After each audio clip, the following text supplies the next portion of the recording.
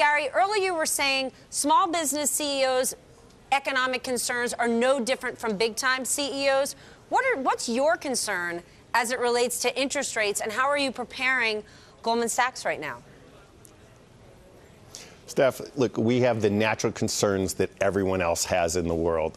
We've been in a 32-year bull market in bonds in the United States. Most of the major central banks around the world are in some type of zero interest rate policy or quantitative easing.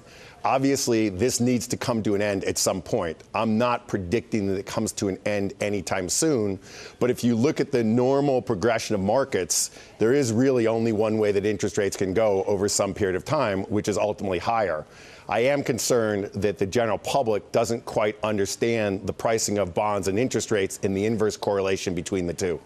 Has your views changed at all in the last week as it relates to the U.S. economy? You were in Asia last week. Here you are in Cleveland today. What are you thinking?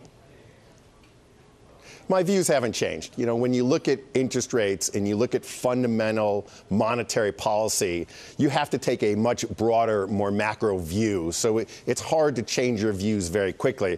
You know, I was in Asia last week, as you said. I think Asia continues to perform well. I was in Indonesia. I was in Singapore. I was in Hong Kong. All things in Asia seem to be very, very well. But that said, you know, you've still got an interesting situation in Japan. You've got an interesting situation in Europe. And you've got an interesting situation in the United States. And ultimately, all of these situations are going to get reflected in some type of monetary policy or fiscal policy. Gary, this 10,000 small business project, obviously, it's an effort to help the U.S. economy, to help U.S. businesses. But is it at all a hedging strategy at a time when so many people are concerned about investment banking revenues, what they're going to look like going forward? Is this a way to hedge yourself and diversify into other businesses? Well, Stephanie, this is not a hedging strategy. The best thing we can do for our business and the best thing we can do for the U.S. economy is to help it grow. Growth of the economy is the fundamental driver of our business and basically the well-being of the country. And investing in these small businesses is our contribution to helping the U.S. economy grow.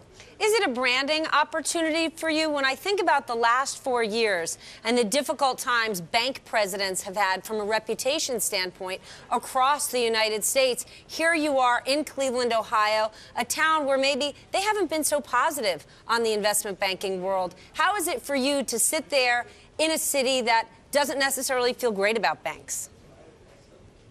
It's always great to be home. I grew up in Cleveland, so I'm excited to be here. We're excited to have 36 great scholars graduating from our first class. We had a second class that started their academic program on Saturday. We're going to continue to invest in Cleveland. We're going to continue to invest in the other 9 cities, and we're continuously looking for more cities where we think we can have an impact. Gary, you think you're going to give any of these program alumni jobs at Goldman one day? I hope not. I hope that all of these small business people are very successful, and I hope they become big clients of Goldman Sachs someday when they're no longer small businesses and they're large businesses.